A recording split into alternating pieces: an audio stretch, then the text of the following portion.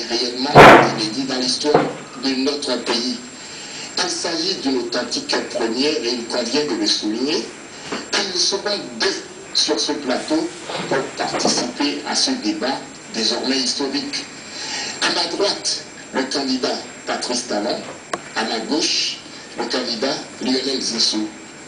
Monsieur Zissou, Monsieur Talon, bonsoir. Bonsoir. Bonsoir. Nous voilà partis pour 120 minutes. Et je ne serai pas seul à vous accompagner dans ce débat. J'aurai à mes côtés mon confrère Benjamin Agon, qui sera avec moi pour modérer ce débat et faire en sorte qu'il soit le plus équitable possible. Monsieur Benjamin Agon, bonsoir. Bonsoir Jean-Jean. Bonsoir Patrice Talon. Bonsoir Lionel Zissou. Nous allons démarrer en faisant quelques précisions rapidement. Nous démarrons avec vous. C'est vous qui allez prendre la parole tout à l'heure, monsieur Talon, parce que le tirage au sort l'a confirmé comme ça. Et vous allez conclure cet entretien avec nous, Lionel Zissou.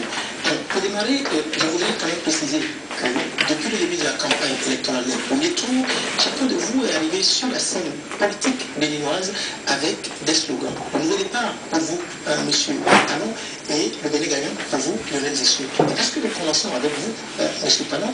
Pourquoi le nouveau départ? Il convient de préciser avant tout que ce n'est pas un slogan. C'est une expression de l'idéal. Notre pays va très mal sur tous les plans. Au plan politique, cela est visible. Au plan social, pareil. Au plan économique, n'en parlons plus. Et notre idéal de démocratie, depuis la conférence nationale, s'est révélé complètement derrière nous. C'est-à-dire que ce que nous avons espéré depuis la conférence nationale, nous l'avons oublié, collectivement, apparemment. Et il est malheureux de constater aujourd'hui que le pouvoir exécutif est devenu quelque chose de totalement pervers. Je pèse mon mot. Et malheureusement, notre constitution, qui a laissé beaucoup de détails sans préciser dans sa lettre ce que l'esprit de la constitution prévoit, malheureusement, je disais, cette constitution a laissé des failles qui a permis au pouvoir exécutif de s'exprimer dans les plus larges extrémités et ce qui aujourd'hui compromet totalement le pouvoir équilibré que nous avons espéré depuis la conférence nationale des forces vives. Cela est de nature à compromettre le développement. Et d'ailleurs, notre développement s'est trouvé compromis complètement. Et c'est bien pour ça que nous avons estimé que sur le plan politique, les réformes s'imposent pour remettre en cause l'esprit de la Constitution, mais pour remettre en place la lettre de manière à ce qu'elle soit conforme à son esprit, pour rétablir un pouvoir normal, un pouvoir équilibré, sans compter sur la mesure, le bon sens des gouvernements. Au plan social, au plan économique, le pays va très mal. L'État, aujourd'hui, se retrouve à se mêler du tout, à reprendre les activités économiques, ce que nous avons déploré jadis. Et il convient véritablement de ramener la balle à terre, de repartir à nouveau avec des réformes, aussi bien politiques, administratives, que l'installation d'une nouvelle dynamique économique. Lionel Zissou, avec vous, c'est le Bénin gagnant. Pourquoi le Bénin gagnant? D'abord, il faut mettre le Bénin au cœur de tout. Donc il fallait que le Bénin soit présent dans ce slogan. Et ensuite, il faut dire que le Bénin sait gagner. Il a les hommes pour gagner, il a les institutions pour gagner, il a ses traditions pour gagner, et il a sa jeunesse pour gagner. Une jeunesse que moi je trouve extraordinaire, extrêmement créative, extrêmement courageuse, une jeunesse qui a des droits pour gagner. Il faut que ces droits s'approfondissent pour gagner. Et gagner, ça veut dire quoi? Ça veut dire gagner sur des fléaux comme le chômage, que nous partageons malheureusement avec beaucoup de pays avancés et en développement. Mais nous avons des solutions pour ça, et des solutions rapides. Et avec ça, on fait gagner la jeunesse. Et puis, il y a, dans un pays qui travaille beaucoup, et qui a les fruits de son travail, et qui donc n'est pas un pays à terre, n'est pas un pays décadent, un pays qui dégage une bonne croissance, mais nous avons des problèmes d'inégalité, nous avons des compatriotes dans leur misère en fait, et nous devons tous collectivement parvenir à leur donner de nouvelles chances pour que tout le monde gagne à la croissance qu'on a. Une petite différence, parce qu'il y a quand même des différences avec M. Caron, c'est que je ne crois pas du tout que nos institutions démocratiques soient en cause. Le travail du renouveau démocratique a été remarquable. D'ailleurs, le premier tour de l'élection, la campagne électorale, sont magnifiques au regard du fonctionnement des institutions et de la paix qui a régné alors qu'on nous prévoyait des tensions. Et aujourd'hui, nous sommes là dans un vrai débat pour toute l'opinion publique. Nous sommes une terre de liberté. On chercherait en vain un prisonnier politique. On chercherait en vain que la presse soit muselée, contrainte. Non, elle est libre. M. Battistano est un propriétaire de presse, de journaux, de télévision, et ceci est toléré parfaitement, malgré son rôle politique. Nous sommes dans des institutions démocratiques qui fonctionnent. Et le travail de tous les Béninois, et toutes les compétences des Béninois ne doivent pas être niées. On nous au départ, comme si on était tombé à terre, et je crois, M. que c'est un peu ce que vous venez de dire, mais ce n'est pas vrai. Les Béninois travaillent avec un courage fou. On a doublé la production agricole dans ce pays en 10 ans. On a doublé. Avec très peu d'eau, très peu d'électricité. Les gens savent gagner dans notre pays. Notre économie n'est pas à terre. J'ai lu dans le projet de société, dont on va parler tout de suite, de M. Battistano, que l'investissement avait régressé. Il a à la fois augmenté en pourcentage et il a augmenté en volume de façon très importante. Le Bénin investit sur lui-même, les Béninois investissent, et les étrangers viennent aussi investir. Donc, nous savons gagner. Oui, c'est vrai, il faut faire un certain nombre de changements, il faut continuer des réalisations et continuer les réformes. Je suis bien d'accord avec Battistano, il y a des réformes à faire. Je ne suis pas du tout satisfait du point où nous sommes, mais il faut les faire en rendant cet hommage aux institutions et aux hommes, aux femmes, aux hommes, aux jeunes dans notre pays, leur travail de tous les jours, met notre pays chaque année un petit peu plus haut. Et maintenant, on devrait être un modèle pour l'Afrique. C'est très important pour notre fierté, qui est un élément fondamental pour notre pays. Le Bénin, ça gagner. Alors, monsieur, vous êtes tous deux porteurs d'avenir. Et l'avenir, c'est nos enfants, nos petits-enfants. Dites-moi, si un enfant d'une dizaine d'années vous posez la question à l'un ou à l'autre, que ferez-vous de nous? Qu'est-ce que vous lui répondriez, M. Lionel Zonso? Je lui dirais qu'on va lui construire un pays où il fait bon vivre. Et tout le monde sait ce que ça veut dire. Tout le monde sait que ça veut dire se nourrir mieux. On a un progrès à faire. Toutes les familles ne donnent pas à cet enfant de 10 ans 2 repas par jour complets. Un pays dans lequel son éducation soit non seulement améliorée comme elle l'a été considérablement. Aucun pays pratiquement n'a construit autant d'écoles en aussi peu de temps que pendant les 20 dernières années, spécialement les 10 dernières années. Son école est proche, mais un pays où l'éducation qu'il reçoit, il a encore beaucoup d'années d'éducation avant lui. Et il rentrera dans une de nos 7 universités, cet enfant de 10 ans.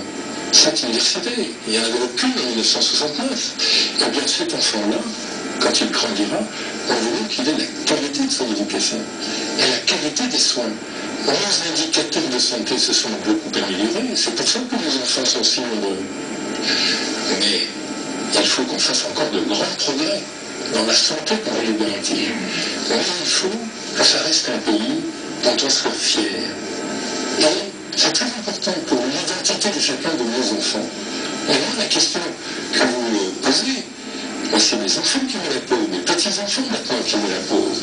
Qu'est-ce que tu veux nous fabriquer comme pays? Ce pays où il fait bon vivre. Et pour moi, un élément fondamental qui vraiment est partout dans ce que je propose, c'est l'égalité.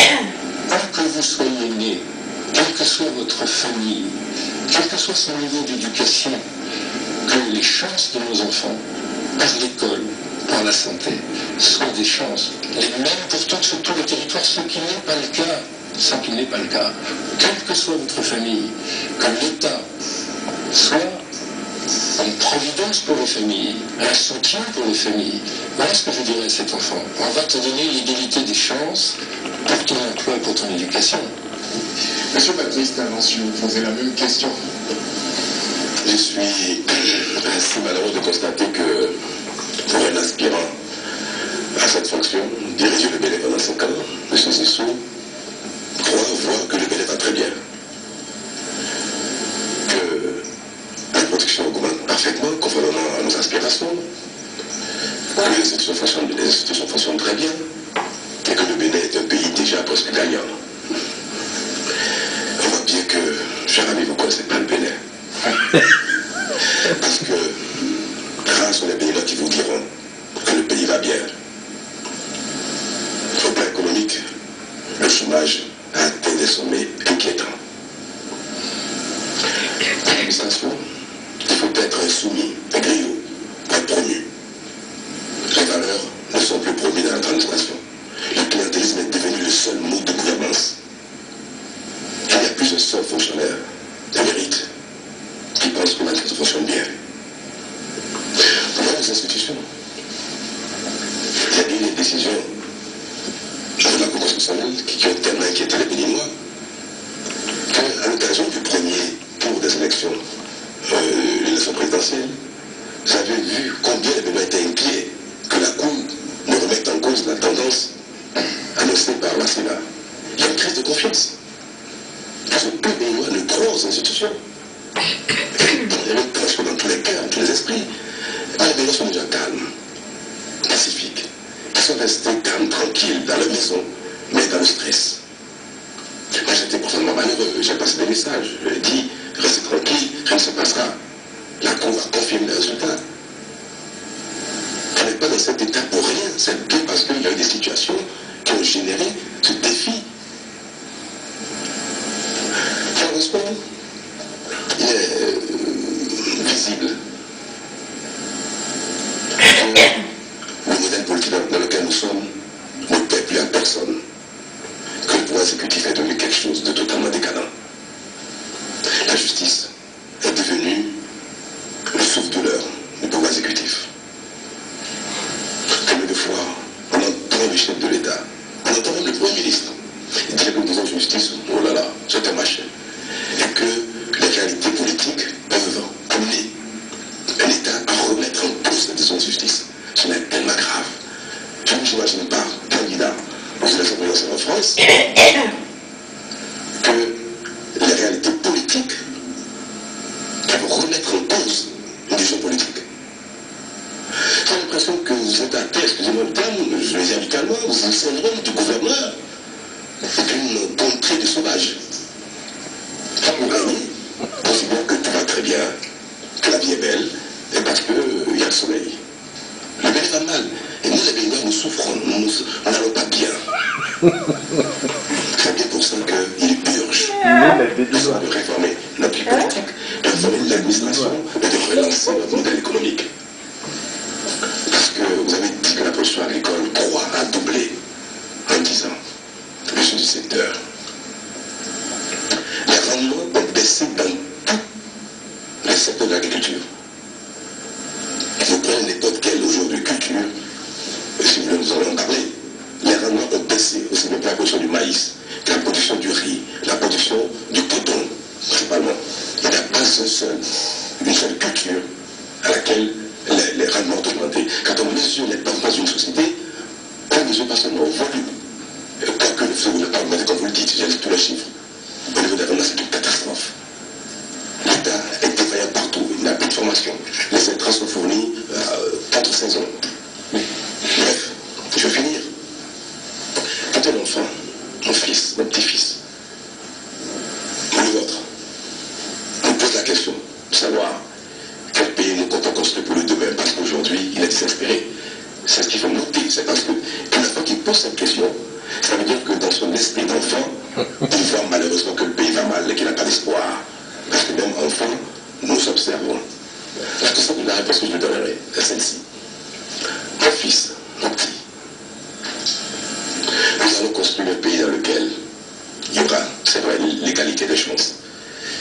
Pour que, même si vous n'êtes pas fils de ministre, fils de député, vous irez à l'école, vous aurez une formation de qualité.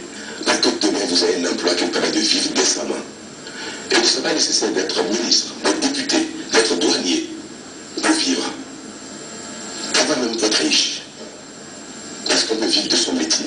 Quand on a appris un métier convenable qui nous plaît, quand on a une vocation, on peut s'épanouir. Plus aucun enfant ne croit qu'on peut s'épanouir en apprenant un métier.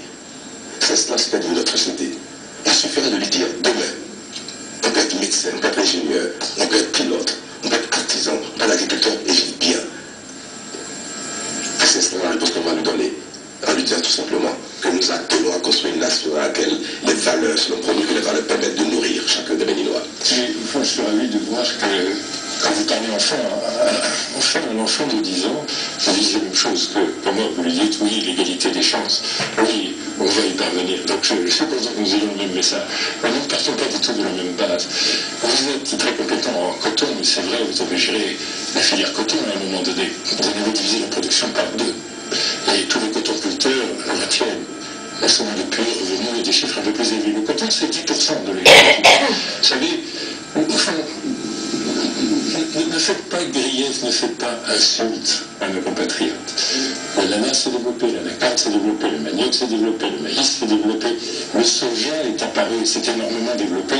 On ne vous parlait pas que du coton, où la responsabilité est probablement quand même un peu partagée entre l'État et vous-même, et je crois que les cotonculteurs s'en souviennent. Parlez-nous de l'agriculture, de sujets qui sont le travail quotidien et les succès des Béninois. Il ne faut pas nier les succès des Béninois.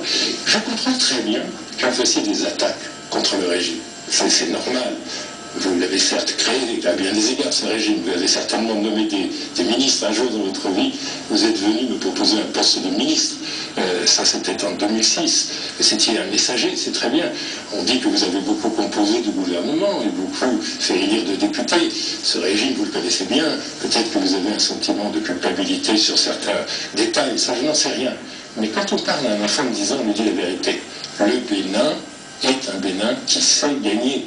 C'est un Bénin où le travail des vrais gens, il a vraiment, et notamment dans l'agriculture, avec beaucoup de courage, été un travail qui est un succès pour notre économie.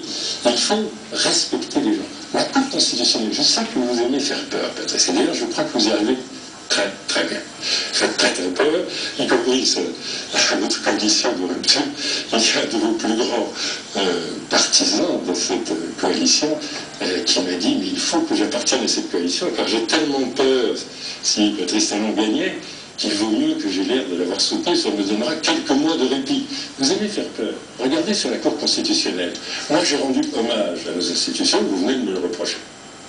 La Cour constitutionnelle, je la respecte. Je constate qu'elle n'a d'aucune manière altéré les résultats. Elle a perfectionné, et il y avait sûrement un certain nombre de doubles comptes et autres qui, dans les analyses provisoires, devaient être corrigées. Elle les a corrigés. Et je ne vois absolument personne qui soit descendu dans la rue en disant « j'ai peur du résultat ». Vous n'avez pas calmé de tension, parce qu'il y avait pas de tension. Les gens ont attendu cela dans un très grand calme. Mais regardez autour de nous en Afrique, des élections où il n'y a pas de blessés, pas de rixes, rien, pas de combat. Non, on respecte tout jusqu'à l'attente sereine des résultats qui n'ont d'aucune manière été altérés. Quel est ce procès d'intention? Vous avez calmé les peurs sur la Cour constitutionnelle. Les Béninois sont extrêmement fiers de leurs institutions et ils ont confiance. Et quelle qu'ait été la décision de la Cour constitutionnelle, elle aurait été respectée comme toutes les précédentes. Donc ne faites pas peur sur la Cour constitutionnelle, ne faites pas peur sur la Sénat, parce que les gens n'ont pas peur. Si on crée des peurs artificielles, alors vous me dites opportunément que je ne connais décidément pas le pays. Bon, j'ai la chance d'avoir un tout petit peu plus d'âge que vous. Par conséquent, je le connais depuis plus longtemps. J'ai la chance d'appartenir à une famille, ma famille, qui le connaît bien, ce pays. J'ai la chance d'avoir un père, comme vous. J'ai la chance d'avoir un grand-père qui était un homme qui a beaucoup agi pour l'indépendance de notre pays. Vous dites que j'ai un syndrome du gouverneur. Vous l'avez fait dire. Vous avez créé une petite cellule de gens très bien payés à 500 mètres d'ici qui devaient inventer sur moi un mensonge par jour. Donc vous avez essayé de m'installer dans l'idée que j'étais envoyé par un autre pays. Et vous avez pris l'exemple de la France au hasard, sans doute, si vous voulez. Moi, je ne vous reproche pas ni que vos ancêtres soient français, ni que certains de vos enfants soient français. Je ne vous en parle pas, parce que ce n'est pas pertinent, si vous voulez. Je m'appelle Zissou. Au fond, il n'y a pas beaucoup de Français qui s'appellent Zissou. Vous appelez Talon, c'est bien naturel, c'est bien normal. Vous connaissez l'histoire de votre famille, elle est dans les livres. Elle est dans les livres sur l'histoire de Ouida. Votre famille est arrivée pour le commerce de l'esclavage qui était classique au XIXe siècle. Votre famille a eu cette chance d'obtenir la position héréditaire de sentinelle du fort français. Nous avons une histoire chacun. Moi, ma maman, elle est française. Et c'est pas pour ça que j'ai un syndrome de gouverneur. Et si vous me demandez devant tous les Béninois de dire que je dois ne pas aimer ma mère et de suggérer que j'ai un syndrome de gouverneur, c'est juste une fabrication. C'est une bonne idée que vous avez trouvée au mois de juillet et que vous avez répétée dans les rues, tous les jours, à Cotonou, au plateau d'Abomey. Mais c'est faux. Vous voyez que c'est faux. Je suis marié, je suis son. Vous connaissez mes origines, vous savez que je suis de la diaspora, et par conséquent, le syndrome du gouverneur ne me touche absolument pas. Je considère que la colonisation a été une entreprise abjecte. Voilà ce que je considère.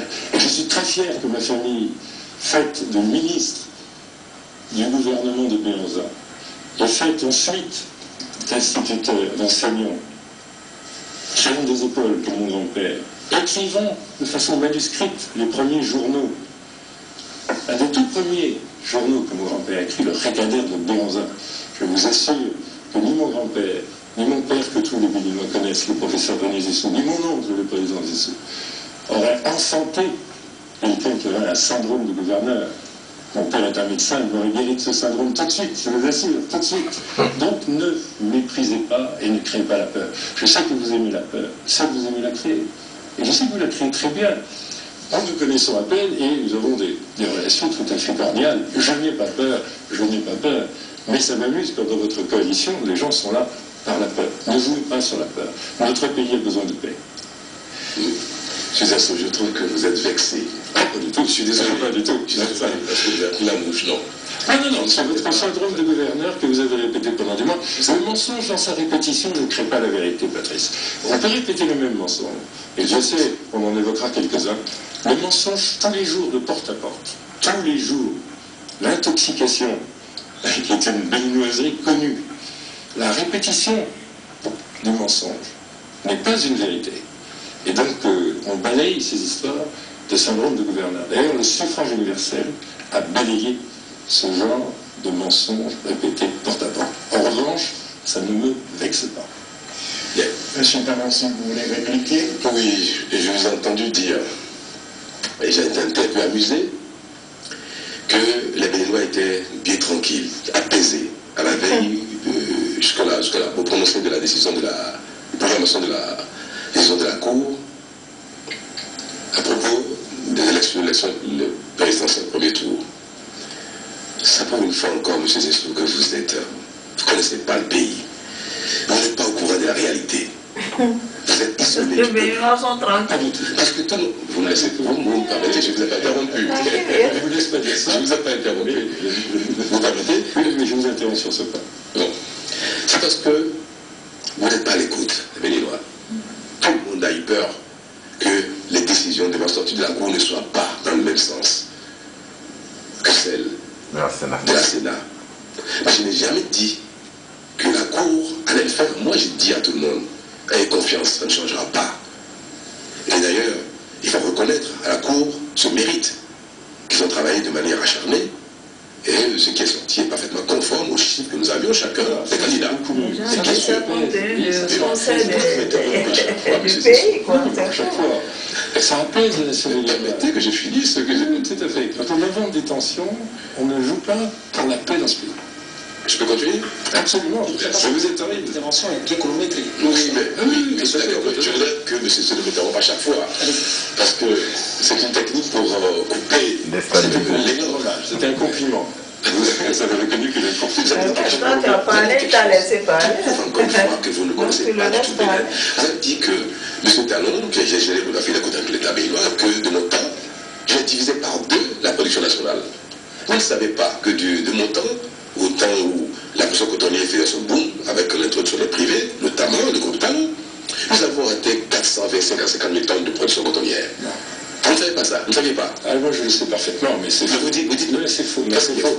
Non, vous avez géré l'ensemble des usines d'égrenage dans un monopole privé, et la production est tombée à des niveaux incroyables. Donc, vous avez divisé par 2. Oh, mais je le sais très bien. Je le sais très bien. Est-ce que vous préférez que je continue? Oui, mais continuez sans problème. Mais j'ai dit qu'il est amusant d'entendre l'aspirant cette fonction, de ne pas savoir qu'il n'y a pas si longtemps que ça, la production cotonnière a atteint les sommets de plus de 400 000 tonnes, 400 000 tonnes. Tous les Béninois le savent, ça. Et aujourd'hui, on dit que c'est dans M. Talon que la production a été divisée par 2. Bref, je ne veux pas discuter de ce dont mon interlocuteur n'en sait rien. On passe au sujet. Tout à fait. On passe au sujet. Alors, faites-moi la grâce. Je veux parler du maïs. J'ai beaucoup observé votre pays. Monsieur, vous avez évoqué, je vous laisse parler tranquillement. Vous avez évoqué le soja, le maïs, le cajou. Et vous avez dit que le bénéfice, c'est l'ananas. Est-ce que vous savez que, parce que nous sommes partis du point 0 et que nous sommes au point 1 ou 2, mais que notre potentiel est de 10 ou 20, que c'est une performance? Pour vous, quand on part de 0 à 2, c'est parfait, le monde est très bien. C'est pour ça que je parlais tout à l'heure du syndrome. Ça avait doublé. C'est simplement parce que vous aviez dit que ça avait... Laissez-moi finir.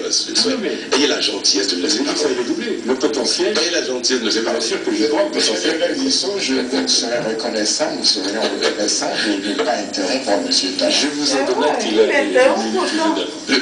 le cajou. Le cajou. Le Bénin, il y a 10 ans, était devant la Côte d'Ivoire en production de cajou. Nous produisions à l'époque 20 000 tonnes de noix de cajou. Nous avons 5 000 tonnes. Non, un peu plus, parce que il y a 15 ans. Il y a 10 ans, dans les années 2005-2006, nous étions à peu près à 30 000 tonnes de noix de cajou. La Côte d'Ivoire était à moins de 30 000 tonnes, autour de 20 000 tonnes de production. Aujourd'hui, la Côte d'Ivoire produit 600 000 tonnes de noix de cajou avec des recettes de plus de 300 milliards de francs CFA. Les revenus de cajou sont plus importants que les revenus du coton en Côte d'Ivoire. Le Bénin a un potentiel élevé, plus élevé que celui de la Côte d'Ivoire. Mais le Bénin, aujourd'hui, est à moins de 100 000 tonnes. Vous me direz que la production est passée de 34 000 tonnes à 100 000 tonnes. Oui, je vous le dis. Et donc c'est parfait. Laissez-moi finir. Je vous le dis. Laissez-moi finir. C'est ça que je veux. Mais laissez-moi finir, monsieur Zizou. Je vous le dis. Oui, alors. Et nous aurons l'occasion d'aller encore plus en profondeur sur ce sujet-là, puisque... Parce que quand on m'interrompt, le temps décompte pour moi, mais je ne développe pas ce que j'ai envie de dire. Alors, on me dira que la production de cajou est passée quand même de 34 000 tonnes à 90 000 tonnes. C'est extraordinaire, le Bénin va très bien. Mais pendant ce temps, les zones dans lesquelles on peut produire le cajou à fort potentiel sont loin de ce que nous aurons pu attendre en 10 ans, 15 ans.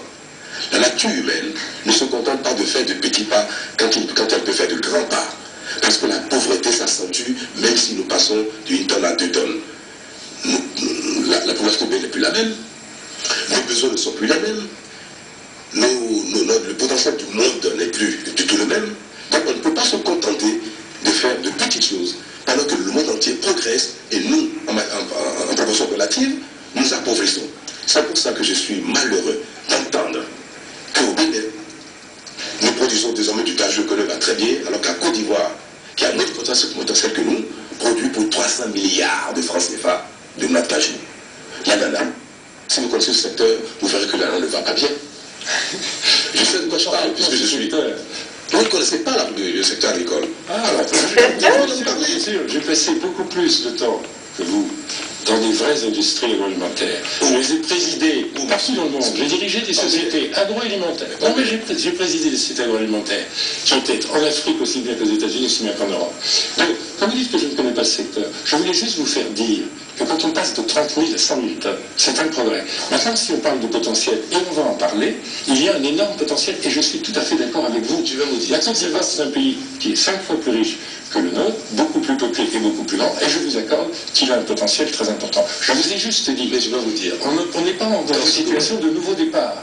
Le Bénin sait gagner, il a su gagner, notamment dans ce domaine. Mais quand vous dites, M. Zessou, qu'il n'y a pas lieu de repartir au Bénin et que tout va très bien, ça, il suffit de continuer, je suis malheureux. Pourquoi? J'ai du temps de retard, laissez-moi continuer. Je suis malheureux pourquoi? J'observe dans mon pays depuis quelques temps qu'on prend des signes, des décrets, avec vous, chef de l'État, vous-même,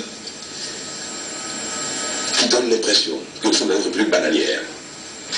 Nous entendons des rappels de primes, je sais quoi d'autre, sur des arrières d'arrière, sans fondement. Parce que le régime est à la fin, il va récompenser ses soldats, ou bien veut amener des soldats sur le terrain pour le perpétuer. Nous voyons une pagaille gigantesque s'installer dans le pays. Je suis rentré de tourner hier, je suis passé devant la présidence, et j'ai vu une queue énorme. J'ai dit, qu'est-ce qui se passe? On m'a dit, ça fait quelques jours que ça dure. Et je vois la présidence. Et quand on leur demande, elle fait quoi? On parle de l'argent, c'est ce qu'ils disent. Je ne suis pas témoin, c'est ce qu'ils disent. Et puis ça continue, et ça continue. Et puis vous êtes fiers d'être Premier ministre d'un pays du genre qui est devenu la risée du monde. Le Bénin est devenu la risée du monde. Personne n'a de fierté à dire qu'il est béninois. Qui veut que le pays va très bien. Et capable de prendre, d'avoir un nouveau départ. Capable de restaurer la dignité du Bénin. Capable de restaurer notre qualité. Je vous dis juste de respecter les gens et les institutions. Et les gens ont progressé avec très importance de leur donner acte du fait. Je vous laisse la responsabilité de voir traiter le Bénin de république bananière. Avec votre permission, messieurs, nous venons de passer à peu près 15 minutes sur ce sujet-là. Nous allons essayer d'attirer les différents thèmes qui étaient prévus dans ce moment. Avant d'aborder ça d'ailleurs, vous avez tous deux parlé d'égalité des chances pour les Béninois. C'est ça qui vraiment intéresse les Béninois aujourd'hui. Comment comptez-vous assurer l'égalité des chances à tous les Béninois? Monsieur le Nexo. C'est un problème vraiment fondamental. Il y a des aspects de mérite. Longtemps, le Bénin a fourni tout à fait tant nous avions en matière d'éducation un niveau de respect du mérite qu'il nous faut retrouver. Ça c'est très important, le mérite qui est récompensé. Les familles qui savent que quand les enfants travaillent, réussissent des examens et des concours, ça leur permet d'avoir toutes leurs chances. Évidemment, la caricature veut dire qu'il faut être enfant de ministre et enfant de douanier, c'est-à-dire il y aurait quelques milliers de personnes dans ce pays, et ça tombe sur près de 11 millions qui auraient des chances. C'est une caricature, quand on veut faire peur, on fait peur. La vérité, c'est que le mérite est la règle très générale. Mais il y a des exceptions qui ne sont pas possibles. Et la deuxième chose en matière d'égalité des chances, c'est simplement en matière sociale, le fait que si vous naissez dans une région très pauvre, dans une famille très pauvre, dans notre pays, où beaucoup de familles ont amélioré leurs conditions, certaines, non seulement ne l'ont pas amélioré, mais pourraient, à la génération suivante, à cause de son nutrition, à cause de carences biologiques, d'avoir pas les chances des autres. Et ça pose un problème d'égalité sur notre territoire et entre les familles. C'est pour ça que dans notre projet de société, on dit quelque chose qui, pour moi, est fondamental. Il y a, et toutes les études le montrent, les études académiques, les études scientifiques, béninoises et internationales, 100 000 familles, c'est-à-dire 5% de nos familles. Quand même, important 100 000 familles, qui sont dans une situation où il n'y a pas de chance d'égalité, même pour la génération suivante. Pourquoi? La sous-nutrition, l'extrême pauvreté. Et ce nombre ne se réduit pas. Et il faut faire donc des politiques spécifiques pour ces familles. Il y a des expériences en Afrique de l'Est, au Kenya par exemple, très convaincantes. Avec la Banque mondiale, nous travaillons sur un projet de réduction de la très grande pauvreté. C'est un projet très intéressant qui sera sans doute financé en appui du budget national par les bailleurs de fonds. Parce que ce sera l'une des premières fois où on s'attaquera à cette extrême pauvreté. 100 000 familles, ou avec 100 000 francs par an, c'est-à-dire moins que ce qui est donné non pas la présidence de la République, mais on ne donne pas d'argent, mais moins que ce qui est donné dans cette campagne, et tous les Béninois le savent, par vos équipes pour acheter des voix, beaucoup moins. Avec 100 000 francs, non pas pour 2 jours, mais avec 100 000 francs pour l'année, on est capable, sur le plan nutritionnel, avec un peu d'accompagnement, de sauver ces familles. Ça, c'est la vraie égalité des chances. Voilà ce que j'entends. Comment comptez-vous assurer l'égalité des chances, M. Blanquer? J'entends mon interlocuteur parler de grandes théories, et je vais lui faire comprendre qu'il s'agit de venir au secours d'un pays qui va mal. Et il est criard, visible, qu'au Bénin, l'égalité des chances ne veut rien dire. Aujourd'hui, au concret, ça fait 9 mois que vous êtes Premier ministre. Vous aurez dû l'imprimer. Vous aurez dû faire en sorte de dénoncer ce qui, aujourd'hui, au quotidien, révèle l'égalité des chances. Vous êtes au courant, vous êtes au courant que les concours frauduleux sont légion dans le pays. Vous êtes au courant que pour les fonctionnaires de l'administration publique, il suffit que vous détectez un courant politique différent de celui du pouvoir exécutif, que vous ayez le malheur de soutenir quelqu'un d'autre qui est différent du Premier ministre, dont vous sautez le lendemain. Combien de fonctionnaires ont perdu leur poste ces jours-ci? Mais c'est ce qui se passe. Mais c'est ce qui se passe. C'est ce qui se passe. Aujourd'hui, des exceptions. Oh là là. C'est grave. Alors, tout ce qui ne va pas est une exception pour vous. Tout ce qui ne va pas est une exception. Tout va bien. Rendez hommage. Mais nous avons fonctionné. Mais nous avons appris de ne pas mettre terre. Monsieur c'est M. Patrice Talon qui avait la parole. Je l'ai si je n'ai accepté des excuses pour avoir interrompu. Vous avez encore une minute de ma tête. Je doute que pour vous, l'égalité des chances, c'est à venir. C'est dans 10 ans, c'est dans 20 ans. Ah non, c'est une prochaine là. Monsieur Zessou, s'il vous plaît, nous allons faire un débat qui pourrait beaucoup plus intéresser les Béninois. On va se laisser, on va s'écouter un peu. Et puis après, vous aurez la chance de réagir. L'égalité des chances, c'est à venir. C'est le cours qu'on donne aux étudiants, la théorie, et que toutes nos affaires, on se garde de les mettre en pratique. Je veux noter que, pour moi, l'égalité des chances, c'est du concret. C'est à partir du jour où on le dit, du jour où on croit en cela, tout ce qu'on fait doit être dans ce sens-là, parce que ça se construit. Et c'est pas normal, c'est malheureux qu'aujourd'hui, les parents sont discriminés en fonction de leur allégeance, de leur soumission au pouvoir exécutif. C'est malheureux. Il est évident que cela concerne les enfants. Moi, j'ai entendu, je ne peux pas encore là, pendant les élections législatives passées, le ministre de la République dire dans son village, chers parents, si vos enfants ne réussissent pas au concours, c'est bien parce que vous êtes de l'opposition. Alors voilà un État qui discrimine ses enfants parce que leurs parents ne sont pas du même bord que le président de la République. C'est extrêmement grave. Et nous disons, vous ne savez pas parce que quand vous n'étiez pas là, vous n'écoutez même pas la télévision béninoise, vous aurez entendu ce que ça vous aurait choqué. Mais tout le monde le sait ça. C'est devenu tellement courant que les Béninois ont pour tout le monde aujourd'hui au Bénin fait la politique. Pour trouver un minimum de bien-être, il faut faire la politique. C'est ce que le pays est devenu. C'est malheureux. C'est faux parce que vous ne connaissez pas, vous ne savez pas. Mais Patrice, je veux dire, monsieur le Premier ministre, vous étiez en exil. Monsieur, peut-être vous avez coupé les réalités. Moi, je ne suis pas en exil. Jusque-là, vous n'avez pas encore, tous deux, vous n'avez pas encore répondu à la question. Comment comptez-vous réellement assurer, je l'ai dit dès le départ, assurer l'égalité des chances? Je viens de vous répondre.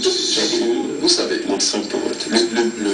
meilleur moyen, le seul moyen de parer à cette dérive qui tente tous les politiciens, qui tente tous les gouvernants, c'est pas seulement au Bénin, c'est de mettre en place un dispositif politique et administratif qui limite les risques de discrimination du genre. Il faut commencer d'abord par donner l'égalité des chances aux parents. C'est important. Que ce soit que, j'ai entendu M. Zessou parler de mérite, que le Bénin fonctionne au mérite, à la compétence, et que les parents qui ont une fonction, qui ont un poste, parce qu'ils ont le mérite, restent en poste tant qu'ils sont vaillants, tant qu'ils font le boulot convenablement. Et que ce ne soit pas l'allégeance qui détermine la promotion. Ce faisant, il sera évident que pour nos enfants, la conséquence serait que les services de l'État seront équitablement répartis au profit de tout le monde. Que ce soit pour l'école, pour la santé, nous allons commencer par donner les mêmes chances à tout le monde pour ce qui est de ce dont l'État dispose. Si nous parvenons à le faire, et en le faisant comment? En mettant en place dans l'administration des règles, de nouvelles dispositions légales pour dépolitiser l'administration. si on dépolitise et que le mouvement du personnel n'est plus fonction de l'allégeance au pouvoir, nous avons réussi donc à ne pas discriminer négativement l'administration. Quand l'État va investir dans les temps à venir, parce que, je vais me répéter, il faut d'abord bien répartir ce dont nous disposons d'abord pour établir l'égalité des chances. Et dans un deuxième temps, il faut investir pour suppléer aux insuffisances. L'école, la santé, les infrastructures doivent être développées de sorte à ce que les enfants des villes et des villages aient les mêmes chances. Et ça, c'est une politique globale de développement équilibré du pays. Quand nous savons, c'est très facile, vous savez, parce qu'aujourd'hui, moi j'entends, quand on parle de l'énergie, excusez-moi de venir sur ça rapidement, j'entends dire que l'égalité des chances, ça passe par donner de la lumière, des lampes torches à tous les enfants des villages. C'est très bien, c'est une belle image, mais c'est réducteur. Parce que quand on voit ce qui se passe au niveau de la santé, quand on voit comment nos régions sont dépourvues du minimum de soins et que l'État gaspille des milliards pour les fantaisies du pouvoir exécutif, pour les fantaisies des gouvernants. Quand on voit comment l'école dans nos villages manque de tout, manque de bancs, manque de ceci, assis parfois à même le sol. C'est cela la discrimination. Il faut que les ressources de l'État, les ressources du pays entier servent à établir, ces équilibres, de sorte que quand on soit en village, qu'on soit en ville, le Bénin puisse se sentir dans un pays d'équilibre, d'équité. Vous avez envie de réagir? Oui, d'abord j'ai 3 minutes de retard maintenant, donc je ne vous ai pas interrompu du tout. J'espère que le ministre qui a eu ces propos, vous manquez de service public, parce que vous êtes dans l'opposition. J'espère qu'il ne vous a pas rejoint dans la cohorte qui compose la coalition de rupture, parce que, je ne sais pas, mais il ne me semble pas que vous soyez en rupture avec tout dans ce régime. Vous voyez, je pense que les années d'exil ont dû vous éloigner, parce que je n'ai pas été en exil. C'est bien, je n'ai jamais été accusé d'avoir empoisonné le président de la République, mais c'est une affaire pendante, donc je ne vais pas la commenter, mais je n'ai pas été en exil. Je n'ai pas été coupé de mon pays. J'ai regardé la télévision méditerranéenne quand je le voulais, et je ne pense pas, enfin nous nous connaissons un peu, nous sommes vus 4 fois, mais pas au point que vous sachiez ce que je regarde à la télévision. Par ailleurs, vous avez peut-être noté que au fond, aborder les problèmes sociaux qu'à travers une expérience qui est quand même très intéressante, et on travaille beaucoup avec les enfants, notamment sur les questions d'éducation et de culture, à travers la fondation que j'ai créée. J'en ai observé qu'elle a été créée une quinzaine d'années, au moment où 11 ans, au moment où vous pensez bien que nous sommes sur ce plateau ce soir. Moi, je vois les enseignants, je vois les enfants. Je vois passer 500 000 enfants par la fondation, et adolescents. Je vois tout à fait ce que ça veut dire, l'égalité des chances. C'est ça que je fais des choses théoriques. Mais enfin, je fais mes travaux pratiques. C'est ça que vous nous venir sur le sujet d'égalité des chances en créant des écoles ou des dispensaires. Vous trouvez que tout ça est vulgaire. Mais moi, il se trouve que j'ai essayé d'y consacrer la moitié de mes revenus. Bon. Et je suis arrivé, je vous rassure tout de suite. Pourquoi? Parce que je pensais que je vais faire mon devoir pour mon pays. Et ce que je vois, c'est que quand on travaille sérieusement avec des mesures concrètes, on arrive à réduire les problèmes d'inégalité. Et ce que je vois, c'est que vous répondez, on va rétablir l'égalité des chances en faisant tellement de développement qu'un jour, les écoles, on ne s'asseyera pas sur des briques. Un jour, on ne s'asseyra pas sous les manguiers. Moi, je ne vous réponds pas un jour. Je vous dis, aujourd'hui, nous n'avons pas assez de solidarité entre nous pour les plus pauvres. Ça, l'égalité des chances, c'est déjà de supprimer le scandale de la pauvreté. Parce que oui, il reste des poches de misère, il faut s'en occuper. Mais il ne faut pas s'en occuper en pensant patientez-vous. Patientez-vous pendant 10 ans, quand j'aurai créé un monde formidable en matière d'affaires, de façon globale, et que j'aurai changé l'administration.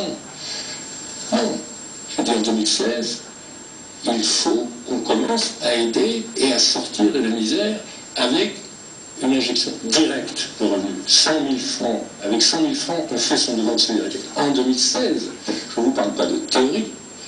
Les pays, je vous connais d'un bout à l'autre, depuis l'enfance. Depuis l'enfance. Ça fait longtemps, hein. Ça fait longtemps. Simplement, ce que je vois, c'est qu'il s'améliore ce pays. Je ne tolère pas, en fait, qu'on appelle mon pays une république bananière. Et la fierté des Béninois partout dans le monde d'être Béninois est très grande. Bon. En revanche, il faut passer à l'acte en 2016. Et on va parler de l'emploi des jeunes, c'est pareil. Il ne faut pas dire aux gens, patientez-vous, je vais faire une grande politique de développement, dans 10 ans vous aurez un emploi. Il faut dire en 2016, il faut que vous soyez des dizaines de milliers à trouver un emploi si vous avez une formation. Et donc c'est pas théorique, c'est pratique, c'est financé, et c'est demain matin. Vous êtes moqué du programme qui consiste à donner à toutes les familles de la lumière. Vous savez, Patrice, je ne suis pas sûr que vous connaissiez les situations de gens qui vivent, pour 70% de nos compatriotes, y compris même au cœur de Cotonou, sans lumière. Et donc, on va le faire. On va le faire. C'est très important, la lumière. Vous savez, on vit mieux. Mais il y a une petite chose que vous ignorez. C'est que, je ne sais pas si vous connaissez le prix de d'être longtemps, mais vous voyez, une famille, en moyenne, elle dépense par mois 8 000 francs par mois pour acheter des piles de torches et pour acheter du pétrole longtemps. Si on économise cela, parce qu'on a de l'énergie gratuite et propre, qui vous donne au moins la lumière et la possibilité en plus de recharger votre téléphone portable, on apporte quelque chose qui contribue à l'égalité des chances aussi. C'est-à-dire que les familles pauvres, pour elles, 8 000 francs, c'est essentiel. Et là, on a terminé tous les tests opérationnels. Et donc, on peut le dérouler pour l'ensemble de la population. Et on ne dépensera pas des dizaines de milliards, puisque c'est entièrement refinancé, parce que ce plan enthousiasme un peu la planète. Tout un pays sorti de l'obscurité. Vous, ça ne vous paraît pas important. Moi, ça me paraît important, ne serait-ce qu'à cause des économies pour les familles. C'est du revenu. Et quand vous demandez aux familles, elles vous disent, on va inscrire un de nos garçons de plus au collège, grâce à cette économie qui est considérable. Et c'est pour ça qu'on le fait. C'est pas pour avoir des lampions et vous moquer de distribuer des torches.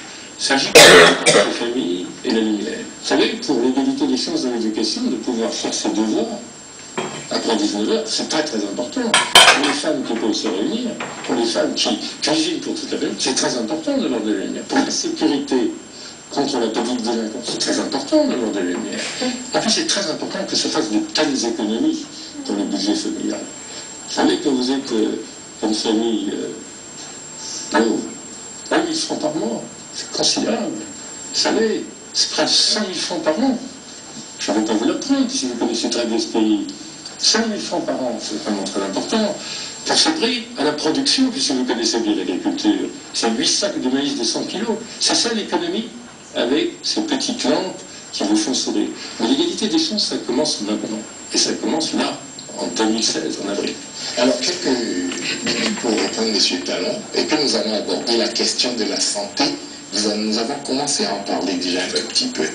Vous avez sans doute envie de... Non, j'ai vu que bon, M. Zissou mélange tout. Tout à l'heure, devenu un homme politique maladroit même, excusez-moi le terme. Vous avez parlé d'un mondial, d'un programme mondial par lequel 100 000 francs CFA peut être apporté à une famille pour les plus pauvres. Puis après, vous parlez de solidarité en évoquant la même chose. Est-ce que quand la Banque mondiale finance un programme par lequel on apporte une assistance financière aux familles les plus pauvres, est-ce que ça va avec la solidarité? Non, absolument. Non, ça n'a rien à voir. Ça n'a rien à voir. La solidarité, c'est un concept qui sera remboursé par le Béninois. La solidarité, ça ne vient pas parce que quand on prend des crédits et qu'on les gaspille, et qu'après, la nation rembourse là, ça s'appelle le gaspillage. Je veux bien qu'il y ait des programmes par lesquels on n'a pas de l'assistance aux plus pauvres. Mais il faut que ce soit pertinent. J'ai évoqué cette affaire de lampe torche dans les villages. Je peux vous dire que ça ne peut pas se limiter là. Parce que ça, c'est satisfait. C'est pas des lampes torches, hein, c'est des lampes solaires. C'est ce que j'appelle lampe torche solaire. Parce que c'est juste pour lui-même. Bon, bref. Mais tout le monde fait la différence. Bref, vous savez pas, mais c'est pas la lampe. Je corrige. Merci, se moque. Alors, je voudrais que l'assistance aux communautés rurales ne se limite pas simplement à leur fournir, sous des dons français, quelques lampes. Ce ne sont pas des dons français. Quelques lampes. Et d'ailleurs, je veux savoir à quel mécanisme dans les finances publiques excellente s'il n'y a pas eu massivement des détournements ou de la KBJ aussi, puisque, bref, ça n'est pas le sujet. Alors, ce que je voulais dire, le test opérationnel, c'est un très petit budget. Ce que je voulais dire, il est réducteur important quand il est réducteur pour nous. C'est un très petit budget. Il est réducteur pour nous de limiter l'action du gouvernement au profit des rayons des masses rurales, simplement à la fourniture de l'énergie domestique et le domestique. C'est pour ça que je parlais. Toi, je parlais de l'école. Personne n'a limité ça aux lampes solaires. Monsieur, vous ne pouvez pas dire des contre-vérités. Trop souvent. Vous en dites tellement sur moi, mais j'ai limité des chances aux lampes solaires de personne. Mais j'attends que vous félicitiez pour réagir quand vous parlez des choses qui ne sont pas évidentes ou vraies. Et moi, vous m'interrompez chaque fois. Ce que je veux dire, allez. Si cela vous met si mal à l'aise, je passe. Je suis très à l'aise, monsieur Talon. Je passe. Parce que je veux que le débat soit convivial. Alors, nous allons parler santé. Nous allons parler de cette question qui préoccupe également les Béninois. La question que je vais vous poser de manière aussi banale, aussi simple, c'est bien de savoir, est-ce que vous, candidat à une élection présidentielle, vous savez vraiment comment les Béninois se soignent? Est-ce qu'ils se soignent? Alors d'abord, comme les autres Béninois, je suis soigné. Je sais ce qu'il en est de la médecine publique, de la médecine privée. Je sais ce qu'il en est de mon épouse qui a une santé fragile et qui a besoin de recourir au système de santé. Pour les enfants, les petits-enfants qui habitent ici.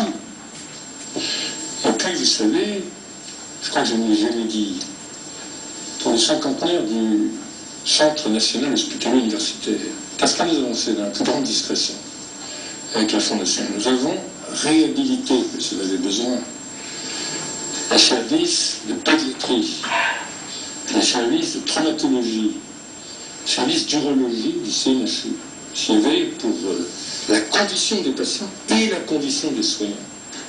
Un vrai problème de dégradation, trop peu d'investissement. On sait.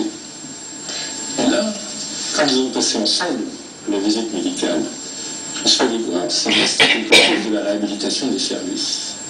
Et les personnes soignants m'ont montré que d'autres services avaient été réhabilités, dans le même esprit, et j'ai vu qu'on n'avait pas perdu notre temps. Il allait falloir probablement y revenir assez vite, mais on n'avait pas perdu notre temps.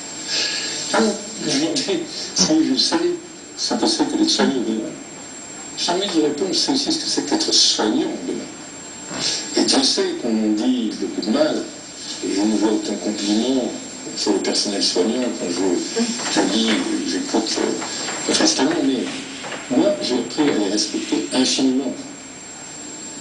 Au CNHU, dans les dispensaires, dans les hôpitaux de zone, dans les cliniques privées. Je pense avec un développement extraordinaire, souvent dans des conditions très difficiles. Nous pensons près de 90 milliards pour le budget ministériel de la Santé, plus tous les programmes d'assistance. Mais il est évident qu'il faut faire plus et qu'il faut gérer avec plus de rigueur parce que nous manquons d'équipement, nous manquons de tout. Mais nous avons des soignants exceptionnels. Et quand nous avons travaillé avec les soignants pour améliorer la condition des patients et des soignants, fait de façon complètement désintéressante, on ne dit à personne, et vraiment rien ne nous fait entendre, quand on a fait ça, que je suis un jour sur ce plateau. On l'a fait parce que c'était notre devoir de citoyen, simplement. Et ce qu'on a découvert, c'est combien les soignants sont dévoués et combien améliorer leurs conditions à eux aussi. C'est très important.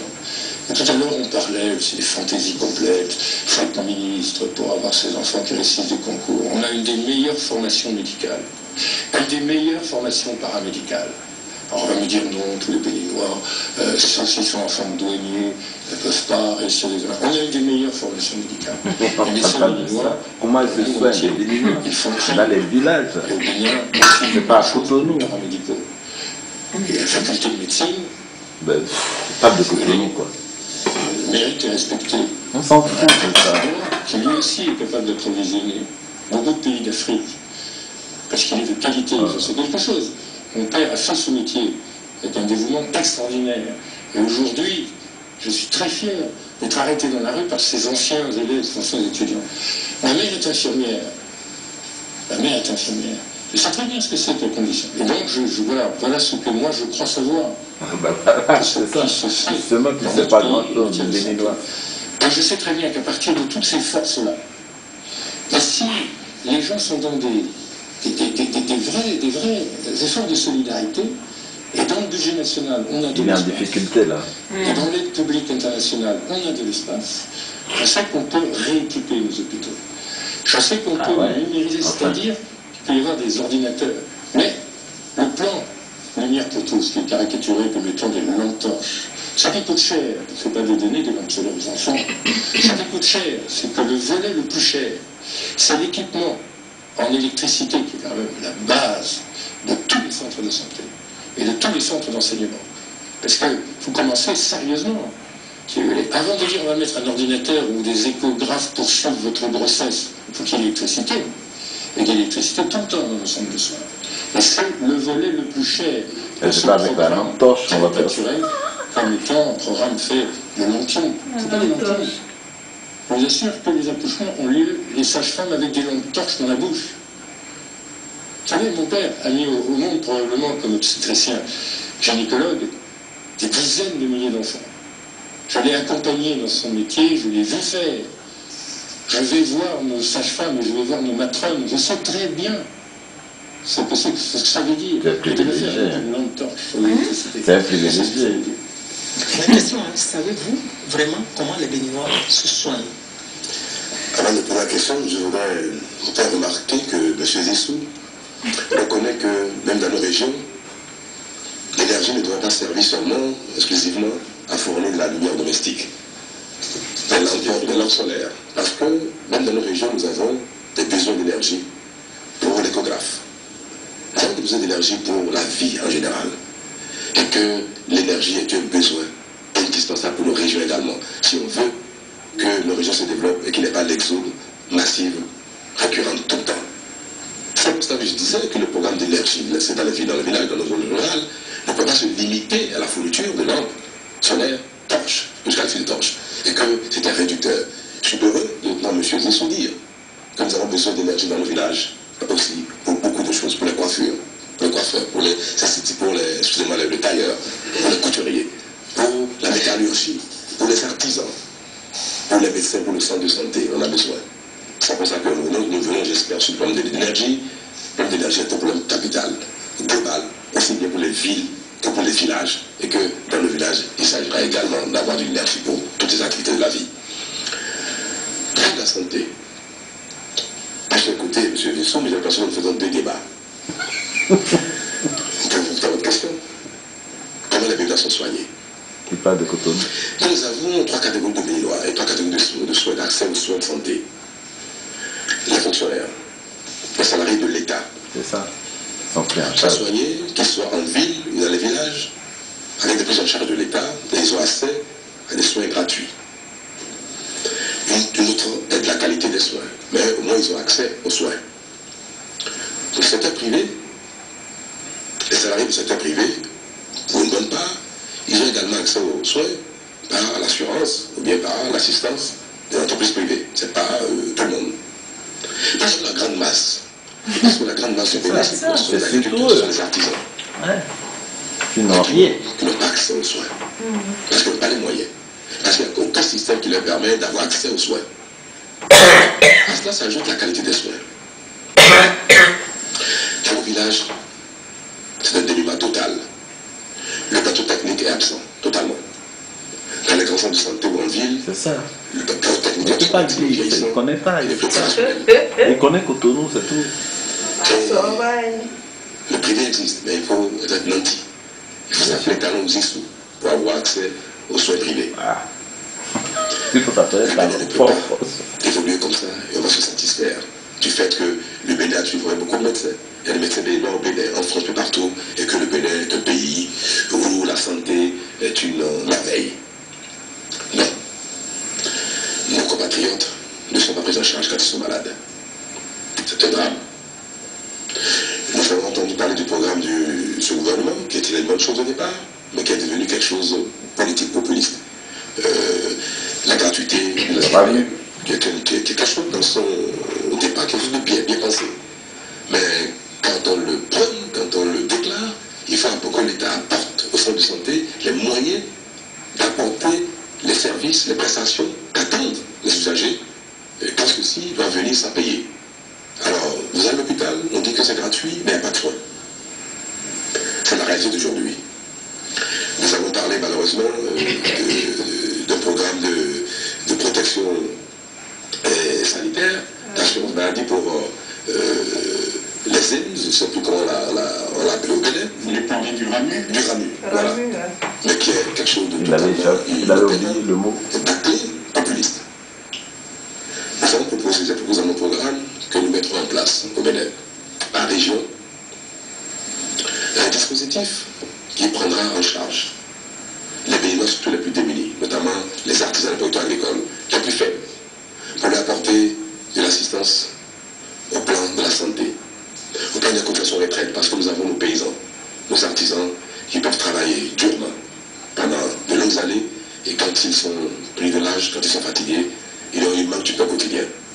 Donc il est possible d'instaurer quelque chose qui peut à terme fonctionner pour tout le monde, mais il faut démarrer un service, une structure qui va apporter un dispositif de cotisation à ce départ pour la retraite, apporter la formation.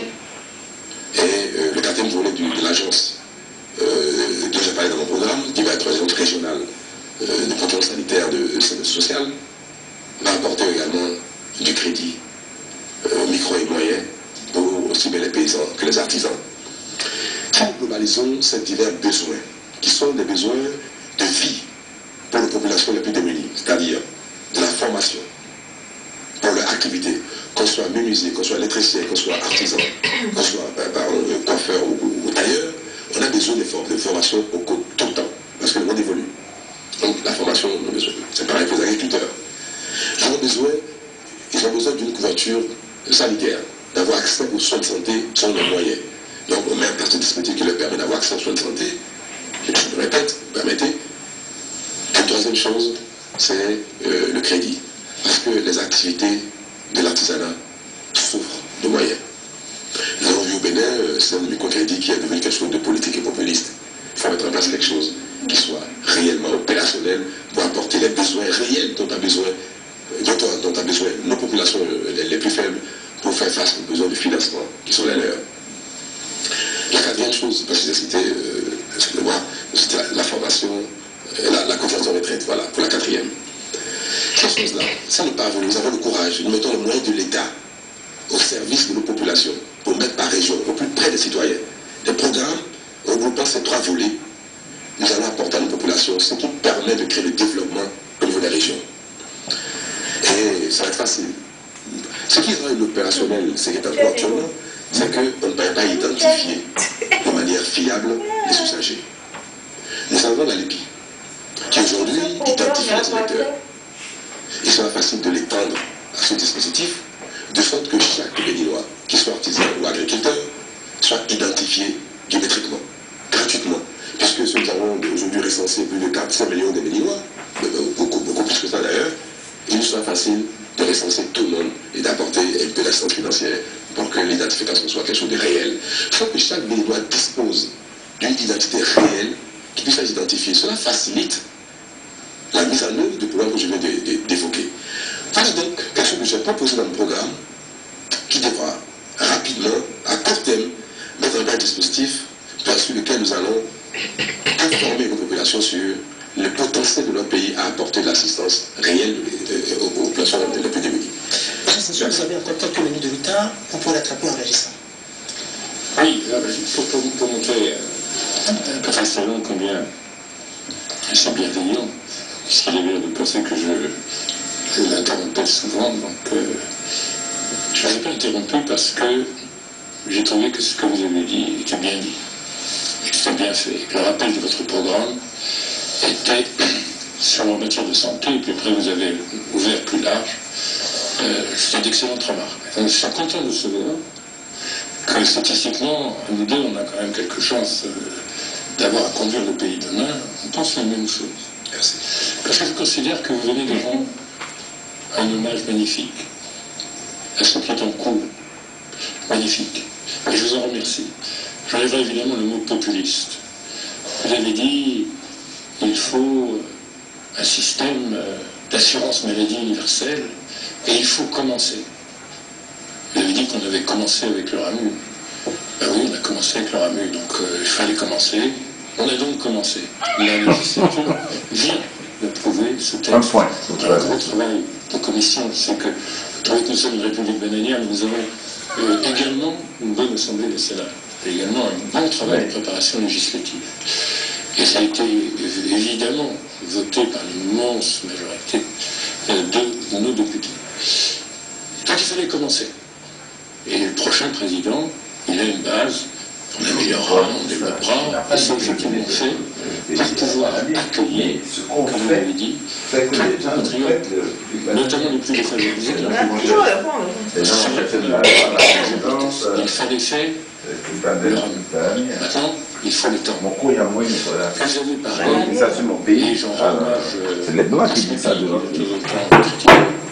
au fait que notre carte électorale a très bien servi, puisqu'elle est biométrique, avec beaucoup d'informations, de carte d'identité. C'est pour ça que je vous en prie, cessez de les acheter. Les gens en ont vraiment besoin. Cessez de les acheter. Et si c'est sur Internet, hein, moi je ne fais aucun procès d'intention, c'est partout, il y a des photos partout, les gens font la queue pour vendre, je vous en prie. Et je dis ça à nos compatriotes. Cette carte d'électeur est une carte d'identité et elle peut demain être une carte de santé. Parce qu'elle contient toutes les informations nécessaires à l'identité. C'est un bon travail. Beaucoup de gens y ont contribué. Ils ont beaucoup été... En attendant, les électeurs ont en main une carte, qui est en effet ce que vous décrivez, c'est-à-dire cette carte biométrique. Merci de cet hommage au COSLOPI et à l'Assemblée nationale. Et vous avez dit... Vous avez dit populiste, donc mettons-nous d'accord, enlevons le mot populiste. Vous avez dit que le microcrédit et le crédit moyen, c'est très important, notamment pour que les gens puissent se soigner, se former. Et ça, vous avez tout à fait raison. Tout le monde, un peu de colibet, tout le monde pensait que quand on créerait un fonds national de microfinance, il gérerait un petit milliard. Il en a géré en 2015 86 milliards pour nos concitoyens. Donc c'est une bonne base de départ. Le prochain président, il aura un fichier d'1 300 000 familles sur 2 millions au Bénin qui ont bénéficié de ce microcrédit. Alors on peut faire mieux que 1 300 000. Je trouve que c'est un des pays au monde où la pénétration du microcrédit est la plus profonde. Donc, vous venez de rendre un hommage que je salue, et c'est pour ça qu'il faut qu'on dise, parce que c'est très important aussi pour le consensus et la paix. Il faut qu'on se dise l'un à l'autre. Ce que vous avez écrit dans votre programme, on le fera. Parce que je suis d'accord avec vous. C'est bien lancé, on n'a pas besoin d'un nouveau départ, pas du tout, pas du tout. On a cette carte biométrique, on a ces institutions de microfinance partout, vous les voyez forcément, même si vous revenez depuis peu de temps, mais vous voyez forcément ces institutions de microfinance près des gens, il faut les mettre encore plus près des gens. Il faut les mettre au marché pour les femmes, parce qu'elles ont besoin, pour l'artisanat. Vous avez dit ça très très bien. C'est un bel hommage que vous avez rendu, vous avez la plateforme, j'ai la plateforme. On va pouvoir aller plus loin. Et c'est très important parce que votre image du nouveau départ me fait penser à une chose. Vous savez, ce qui est très beau en athlétisme, c'est le départ lancé. Vous et moi, on est comme des coureurs de 400 mètres. Si, en courant, ce pays est capable de passer le témoin et on continue départ lancé, on fait le dernier 100 mètres vers le développement, vous, moi, nous aurons des succès beaucoup plus vite. C'est pour ça que le Bénin sera gagné. Donc je vous remercie de cet hommage. Vous avez rendu un plus bel hommage, pour être sincère, qui est sur Internet et que je n'avais pas entendu en direct sur RFI dans un débat, et il y a quelques semaines, sur une radio française, mais je comprends que vous aimez les radios françaises. Vous avez écrit, non, vous avez dit sur cette radio que la politique énergétique du gouvernement était assez remarquable, faite par des hommes de compétence. Vous avez rendu un bel hommage à Spero Massin, le ministre de l'énergie. Et ça m'a touché au cœur, et je vous en remercie encore. Parce que, je considérais qu'il y a des tests d'être capable de faire en matière d'énergie, pas seulement d'énergie solaire distribuée dans les familles, mais de réalisation, de capacité pour qu'il y ait de l'électricité et pas de délestage. J'ai trouvé que vous étiez dans un moment d'objectivité et vous avez rendu hommage à cette politique énergétique du gouvernement qui est en effet à la base de beaucoup de choses, notamment des progrès en matière de sécurité sociale, de santé. Je vous remercie de cet hommage. Donc je pense que là-dessus, on a un espace de consensus. Vous ne partez pas pour un nouveau départ, vous pouvez continuer, je pourrai continuer, et c'est rassurant pour le pays. Si nous parlions justement de cette question de l'énergie, nous l'avons trouvé dans les programmes des deux candidats, avec des approches différentes, certes. Alors, on sait qu'elle est capitale, et nous avons commencé à en parler. Qu'est-ce qu'elle peut apporter d'autre? Et qu'est-ce que vous promettez à nos concitoyens de faire pour que l'énergie soit leur et qu'elle développe réellement leur pays? Je suis Lionel Zinsou. Alors, le délestage, tout le monde en souffre. Et le professeur l'a très bien dit, les commerçants en souffrent.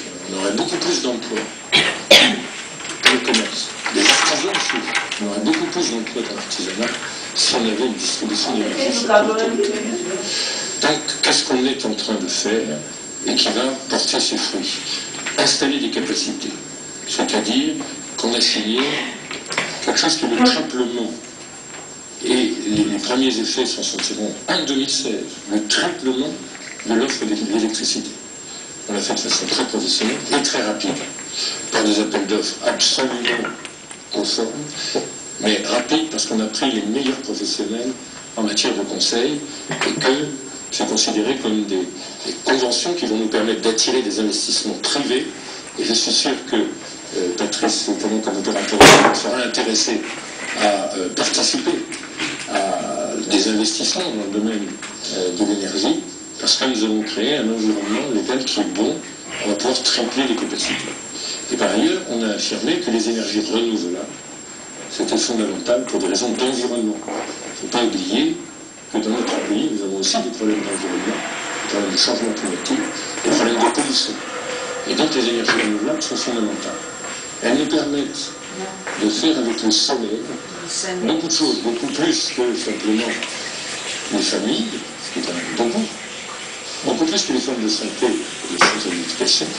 On peut, avec des techniques solaires, aujourd'hui elle est plus compétitive, équipée des commerces et des boutiques d'artisans, le coiffeur, le menuisier, tout le monde a besoin de cette énergie répartie.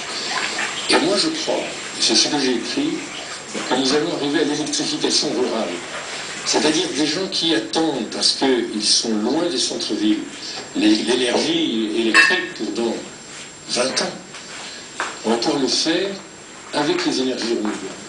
Avec cette ressource formidable que nous avons du solaire, on va pouvoir faire beaucoup. Et avec la biomasse.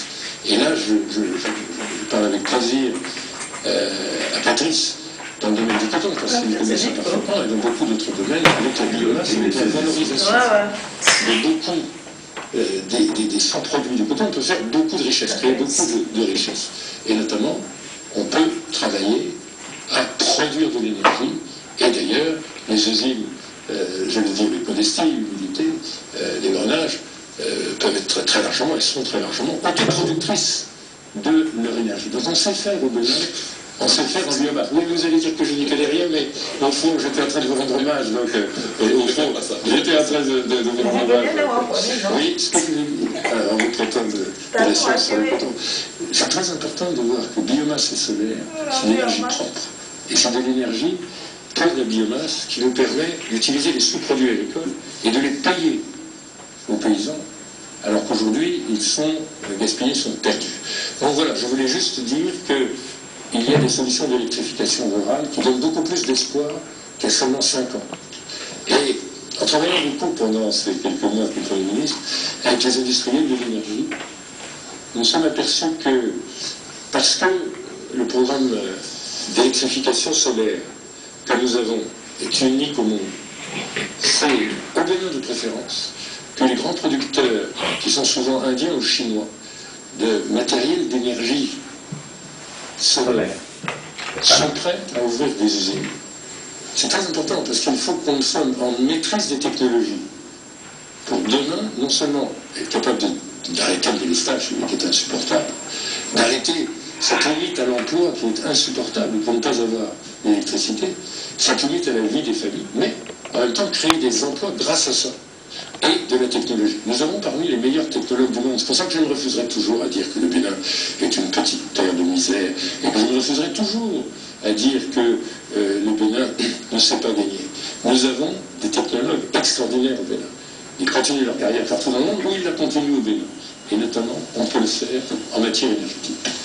Monsieur Baptiste, oui, j'ai écouté M. Zissou sur la question, et beaucoup d'intérêt, et j'ai, excusez-moi, eu un petit sourire quand j'ai noté que mon cher ami, M. Zissou, ne connaît malheureusement pas le Bénin. J'en suis un peu triste. Pourquoi? Parce que je vous aime bien. Je vous aime bien. C'est pour ça de me dire ça, c'est vrai. Je vous aime bien. Mais vous avez vu quand même répéter que je ne connais pas. Les Bénins comprennent pas les phrases. Mais je vais vous dire quoi.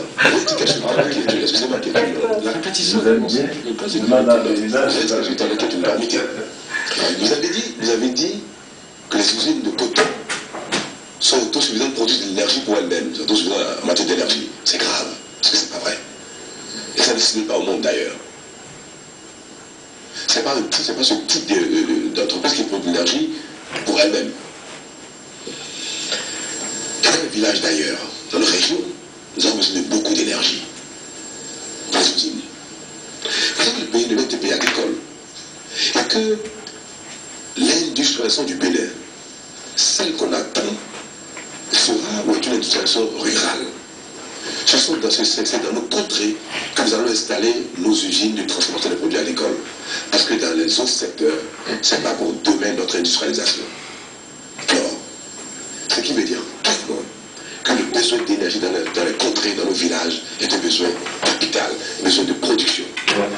C'est ce que je voulais dire en parlant de l'énergie renouvelable. Vous savez très bien qu'aujourd'hui, il n'est pas possible de produire de l'énergie pour une usine avec l'énergie solaire. Le coût est prohibitif. Très bien. Alors quand on parle de l'énergie renouvelable, la biomasse, c'est très bien. Mais le développement du Bénin aujourd'hui ne peut pas attendre que l'énergie renouvelable soit à notre portée pour fournir l'énergie à nos industries. C'est ça. C'est donc pour ça qu'il faut une politique de l'énergie ambitieuse, à la fois pour les villes et pour les régions. Parce que nous n'allons jamais nous développer si nous n'avons pas l'énergie. Vous avez entrepris, depuis quelques jours, avec beaucoup de précipitation, je crois que vous n'avez pas le choix, de signer des contrats avec des entreprises, et pour ce que je sais, les contrats que vous avez signés, très peu ont été faits à la suite d'un appel d'offres, très peu, sinon pas du tout aucun. J'aimerais vous donner des exemples sur un appel d'offres que vous avez lancé, et qui a permis de signer les contrats que vous avez signés. Pour moi, il y en a eu qu'un. Vous avez signé les contrats parce qu'il devient urgent qu'il y ait de la production d'énergie à mettre dans le circuit de distribution. Parce que je sais, pour la qualité que je connais au ministre de l'énergie que vous avez, l'approche n'est pas mal. Mais la méthode n'est pas bonne parce que la méthode est conforme à ce qui se fait aujourd'hui, où c'est beaucoup de pagaille, beaucoup d'approximation et beaucoup de corruption. Sinon, il était essentiel effectivement que nous ayons un parc de production d'énergie suffisant pour à la fois les villes et le transporter également dans les régions. Mais il est possible également parce que nous n'avons pas de cours d'eau à fort débit, parce que nous ne pas suffisamment acidenté, pour avoir de l'énergie hydro, ce qui est l'énergie la moins coûteuse. Alors, malheureusement, notre pays ne peut pas l'avoir. Nous pouvons faire des barrages, mais faire des retenues d'eau, ouvrir, faire tomber l'eau pour tourner les turbines, mais ça fait là pour quelques mois, le temps qu'il y ait la crue et qu'il y ait de l'eau. Mais ce qu'on peut faire, parce que nous allons avoir de l'énergie à fioul, qui aujourd'hui, avec le coût du fioul, permet de produire de l'énergie à bon marché, donc compatible avec le coût de distribution. C'est des termes, ça. Nous pouvons, aussi bien dans les grandes villes que dans les régions, installer nos unités de centrales de production, de sorte que la distribution dans tout le pays ne soit pas trop coûteuse. Parce que si on installe toute la production d'énergie au Bénin, à côté de nous, il va falloir transporter après ça dans la zone cotonnière.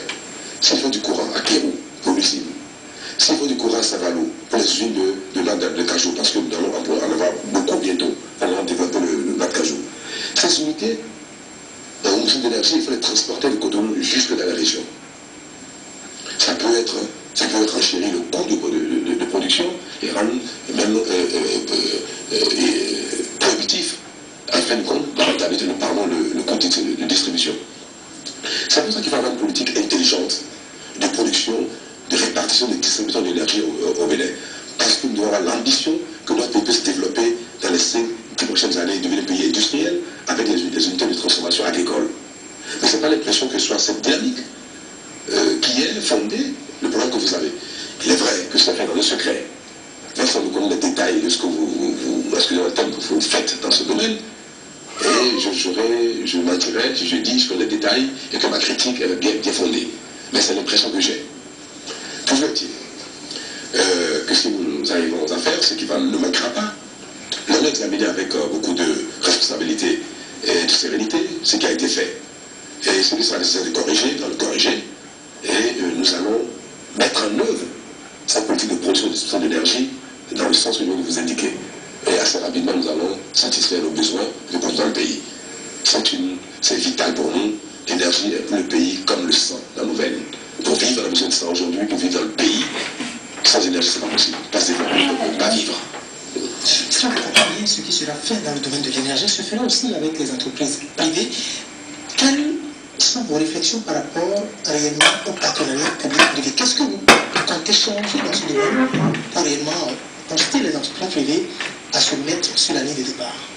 Et nous allons commencer, si vous le voulez bien, monsieur le ministre, avec M. Patrice Talon, qui a du retard. Vous savez, M. Zissou dit beaucoup de vérité, ça, Michel.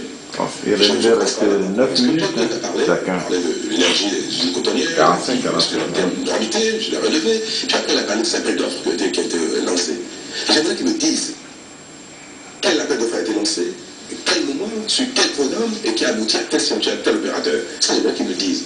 Parce que nous sommes devant les concitoyens, devant les pays noirs, nous avons les caméras sur nous, nous sommes candidats aux élections présidentielles, l'élection présidentielle, deuxième tour.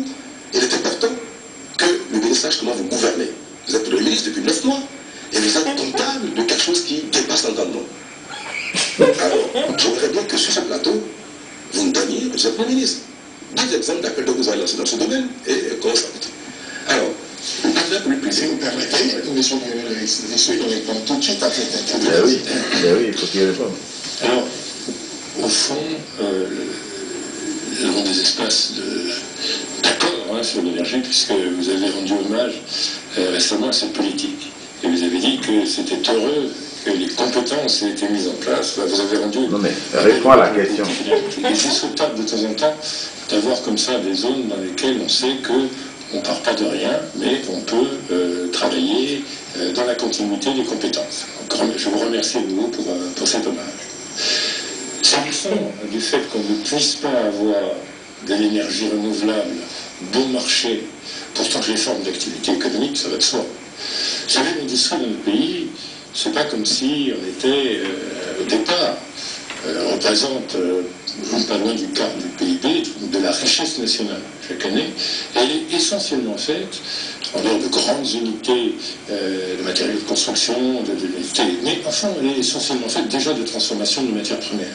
Et souvent dans des ateliers qui sont d'une dimension telle que là, l'énergie solaire, ça peut encore c'est un peu comme l'artisanat, c'est un peu plus grand que l'artisanat, et ça peut être utilisé.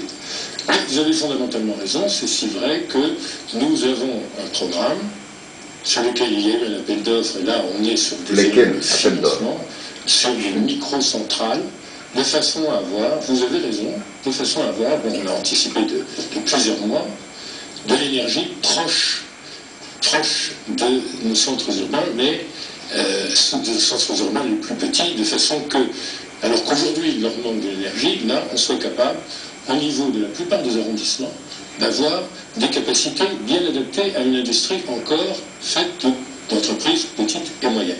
Et puis pour les grandes entreprises, évidemment, il faut le réseau. Vous avez dit le fioul en disant qu'il n'était pas cher, oui, parce que vous avez en tête que le baril de pétrole n'est pas cher aujourd'hui. Enfin, il valait 3 fois plus cher il y a 1 an et demi, il peut valoir 3 fois plus cher dans 1 an et demi. Et par ailleurs, nous avons privilégié le gaz ou un autre appel d'offres. C'est en cours. Pour votre information, même le pétrole, le baril de pétrole à 60-90 $, le fioul reste encore compétitif pour la production. Donc ce n'est pas à cause de la baisse du coût du pétrole que j'ai dit que la production d'énergie, le fioul était une solution. Pour nous, même le pétrole, le baril de pétrole à 100 $, c'est par la production par le fioul que nous pouvons résoudre le problème. Parce que la production du fioul lourd, qui permet de produire de l'énergie bon marché reste la seule alternative pour nous. Ça va lié à la baisse du coût du pétrole. Il y a deux objections. D'abord, vous dites que ça reste à 60 ou 90, mais enfin, on était à 2 ans très au-dessus de 100. Donc, faire attention. Oui, mais c'est pas pareil. 60 et 100, c'est pas pareil. En termes de coût d'exploitation. Et donc, si vous voulez, il faut faire des choix qui soient stables dans la durée. Et le fuel est dans notre offre une partie, mais il doit rester une partie limitée. Quelles sont les d'autres comme ça? Vous avez probablement des préoccupations d'environnement. Vous avez probablement suivi la COP 21. Bien sûr. Et par conséquent, vous êtes sensible au fait qu'on ne peut pas développer aujourd'hui, quand on a des alternatives, développer des énergies sales. Et c'est vrai que à Maria Gletta, il y a tout un travail pour rendre fonctionnel. Je l'ai dit publiquement, ça a été un échec. Vous en parlerez avec le ministre de l'énergie de l'époque, puisqu'il est membre de votre coalition, et le Premier ministre de l'époque, puisque c'est lui qui a signé le contrat pour Maria Gletta. Mais c'est une usine à gaz. Ah ben, vous en parlerez, ça, si vous voulez. Là, vous n'êtes pas en rupture, vous assumez le passé. Moi, je ne connaissais pas, mais il se trouve que tous les bénévoles, je suis moi par les témoins. Donc, à Maria Gletta, au fond, ce seront des solutions de gaz qui vont être préférées au fioul lourd, ce qui intègre une préoccupation d'environnement que vous devez avoir à cœur, j'espère, parce que c'est vraiment fondamental. Donc là, merci. Donc vous voyez, on a des espaces de consensus. C'est très important. Et le fioul lourd, c'est un élément, et aujourd'hui, il est dominant dans notre production d'électricité, et nous avons pris des engagements que la République du Bénin tiendra de réduire l'énergie sale, de développer l'énergie propre. C'est très important pour nous. Est-ce que vous savez le problème que nous avons avec le gaz au Maria Gletta? Pourquoi? Vous le savez. Absolument. Le gaz, il doit provenir d'où? Vous savez? Dans un monde idéal, avec le terminal gazier et avec ce qui nous arrive du Nigeria, sont des conditions de pression suffisantes pour nous devrions pouvoir, c'est ce qu'on est en train de faire sur appel d'offres, modifier Maria Gletta pour avoir cet approvisionnement nigérian. Pour l'instant, on a des systèmes de gaz coûteux, et donc ce n'est pas une solution idéale. Maria Gletta a été un échec. Je suis désolé parce que ce régime doit revendiquer la continuité. Mais tout à fait réagir tout le temps sans compétence. Mais l'homme qui a signé de ce projet, c'est parce que ceux qui l'ont signé n'avaient aucune compétence. Il ne veut pas le mot continuité. Ça a été signé publiquement par M. Pascal Coupetti. Donc vous lui demandez, publiquement. Je ne suis pas dans un contrat de gré à gré. Et ça a été géré publiquement par M. Je n'ai pas souvenir que M. Coupetti était ministre de l'énergie. Il est responsable. Parce que, écoutez, il a signé le contrat. Vous, en tant que Premier ministre, il a signé le contrat. en tant que Premier ministre, est-ce que vous avez toutes les compétences Mais laissez Koupaki en paix. pour apprécier tous les contrats techniques que vous apportez des divers ministres? Ce sont les ministres en charge du secteur qui ont la compétence. On peut avoir une responsabilité. Mais je n'ai incriminé personne. J'ai dit demandez-lui. Vous avez des propos qui ne sont pas pertinents. Pourquoi? Demandez-lui. Parce que J'ai pas dit s'il y a manque de compétences, je l'estime beaucoup. il faut voir quels sont les collaborateurs, les ministres qui ont signé ce dossier, est-ce qu'ils avaient la compétence? Est-ce que ceux qui l'ont signé n'étaient pas simplement des gens promus pour leur tirer un peu le J'ai dit que c'était un échec et qu'on pouvait apprendre de ces échecs. Je voulais proposer Mais que nous allions faire une belle centrale au gaz sur la biomasse. Et ce qu'on fait avec le coton, je suis en retard. il y a une centrale Mais ça, c'est un vrai débat, là. que vous pouvez aller voir. Je suis en retard. Permettre que M. Talon rattrape son retard en développant la question. J'ai entendu le Premier ministre parler de Maria Gletta, parler du gaz. Et je doute que vous sachiez que c'est les contraintes qui sont liées au gaz, à la production de gaz pour cette usine. Parce que il faut que le gaz provienne du Nigeria par le pipe. Oui, c'est ce que je viens de vous dire. Oui. Mais le problème que nous savons, c'est que le Nigeria est déficitaire. Dans la production, le transport du gaz, le Nigeria est déficitaire. Il brûle du gaz, parce que le gaz sort avec l'exploitation du pétrole, mais vous le transformer, le conduire, et stocker, et puis l'envoyer par pipe, c'est pas pour demain. Alors nous allons bâtir notre programme d'énergie de Maria Gletta, on va investir encore des dizaines de milliards pour transformer Maria Gletta, pour le rendre plus opérationnel sur du gaz qui proviendrait du Nigeria avec un aspect aléatoire. Parce que je vous mets au défi de nous dire que nous allons avoir du gaz, un approvisionnement régulier du Nigeria à partir de telle date. Vous ne pouvez pas me le dire. Donc, c'est une politique approximative, une politique qui manque de pertinence. J'ai entendu dire toujours que si le Nigeria ne nous donne pas du gaz par le pipe, nous allons faire transporter du gaz, d'Algérie d'ailleurs. Le gaz se transforme, il faut d'abord liquéfier le gaz pour le transporter dans des tankers spécifiques. Et quand le gaz gaz liquéfié arrive au Bénin, il ne peut pas être utilisé liquide par l'État. Il faut le transformer à nouveau. On n'a pas de raffinerie. C'est une industrie très lourde. On n'en a pas. Transformer un gaz liquide à nouveau en gaz. Et ça ne se posera jamais comme ça, parce que c'est une des plus grandes infrastructures africaines d'intégration. C'est pas fini. Partant du Nigeria, desservant le Bénin, Oui, le Ghana, oui. qui est le problème. qui n'est pas tout à fait achevé, je vous l'accorde, Oui, et l'une voilà. des plus grandes C'est un beau projet sous-régional, c'est vrai. C'est un très beau projet, c'est pour ça qu'il était Mais attention, nous voyons aujourd'hui quelles sont les difficultés du Nigeria à assurer sa propre autonomie en cette matière. Nous le voyons.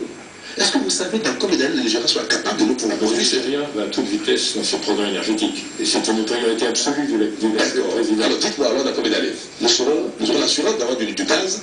Ce gazoduc est opérationnel et dessert déjà le Bénin et le Togo et est à la disposition des industries qui ont besoin de gaz comme matière première. La question est d'être... Donc on a du courant alors. Et vous avez raison. C'est n'importe quoi. Il dit n'importe quoi. C'est montée en puissance du Nigeria. Entre-temps, on est obligé d'utiliser dans cette centrale, mais on ne va pas être trop technique, du fioul lourd et même une catégorie trop cher. Très cher. Ouais, c'est pour ça que je vous dis que c'est un échec. Mais encore une fois, je ne suis pas le plus compétent. Vous avez dans votre équipe les gens qui ont fait ça. Alors nous avons, si vous le voulez bien, constaté... Les gens qui ont fait ça. Alors que c'est vous qui êtes au pouvoir. Jamais à gauche sur la question de l'ARIA. Coupe à qui paye. Et le privé pour arriver à développer notre... C'est cette question que j'avais noté qu'il y a beaucoup de mensonges de la part de ceux qui nous gouvernent, parce qu'on annonce des appels d'offres qui n'ont jamais eu lieu, et quand les profanes l'entendent, on pense que le pays est gouverné avec équité, avec transparence, mais il n'y a aucune transparence, nulle part. Et j'ai dit tout à l'heure, monsieur, je suis le premier à bénéficier. C'est l'appel d'offres qui a été lancé et qui a abouti à des contrats. Il n'a pas pu le faire, vous avez constaté, il n'a pas pu. Ceci dit, le partenariat public-privé est le seul moyen pour notre État, notre pays, de se développer dans les temps à venir, pour l'investissement. Parce que nos États, les États en général, n'ont pas la confiance des financiers, des institutions financières. Pourquoi? Parce que nous sommes de mauvais managers. Les États ne sont pas nature par défaut de mauvais managers. Et le rôle de l'État, c'est pas dans la production. Non. Parce que l'État n'est jamais un bon manager sur son rôle. Non, parce que je suis beaucoup de l'autre. Alors, la PIB, par contre, qui a parfois, souvent d'ailleurs, mieux que l'État, le bon management, qui a parfois les compétences. Parce que l'entreprise privée, on ne met pas n'importe qui à la tête d'un poste sensible parce que c'est des parents. Parce que c'est quelqu'un très soumis, c'est qui est malheureusement le cas de l'État. Mais l'entreprise privée est managée avec plus de compétences, de pertinence. Malheureusement, l'entreprise privée n'a pas le poids, n'a pas tout ce qu'il faut pour mobiliser les financements nécessaires pour faire face aux besoins du pays, aussi bien en matière privée qu'en matière publique. Donc, quand l'État met son potentiel entier au service du pays, par des contrats avec des privés, il est possible que les deux lèvent les financements les plus importants pour faire face aux besoins d'investissement aussi bien pour le secteur privé que pour le secteur public. L'infrastructure routière relève du public. Nous savons très bien que même les grands pays n'ont plus les moyens de tout seul à financer les infrastructures routières. C'est pour ça que, quand on parle du partenariat public-privé, il est plus facile à une entreprise de travaux de développer une infrastructure routière avec un contrat. Pas un contrat avec l'État sur 20 ans, sur 30 ans, sur 40 ans, pour lever les fonds qu'il faut pour aller investir. Vous avez vu l'exemple en Côte d'Ivoire, ces 4 dernières années. Vous savez que l'État n'a pas pu faire pendant les 10 dernières années. Le partenariat public-privé a pu permettre de lever les fonds nécessaires pour aller réaliser les réseaux routiers nécessaires. Évidemment, ça a un coût après des voyages comme ça. C'est un domaine de la santé, dans tous les domaines de la vie, le potentiel de l'État s'exprime et devient un levier pour lever des financements quand il est au service du privé qui a l'expertise, qui a le management. Donc il faut la puissance publique, parce que l'expertise, le management et l'efficacité du management pour permettre de réaliser des programmes plus ambitieux dans le développement. C'est cela l'esprit du partenariat public-privé. C'est pour ça que nous avons dit dans le programme que le potentiel de la puissance publique serait un levier au service du privé, du secteur privé, pour réaliser les investissements nécessaires dans tous les secteurs de notre vie. Et c'est pas compliqué. Aujourd'hui au Bénin, l'État est partout. L'État fait tout faire, tout seul par ses propres moyens, en finançant des programmes à investissement long sur la trésorerie courante de l'État. Nous voyons que combien de fois l'État prélève des ressources courantes pour financer des routes.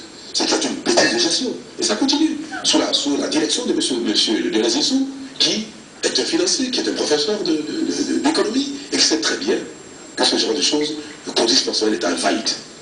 Mais voilà ce à quoi nous sommes confrontés. J'espère que demain, même si je ne suis pas président, ce que je doute fort, par lettre. Je doute que je ne sois pas. Oui, bien sûr. Je doute que je ne sois pas.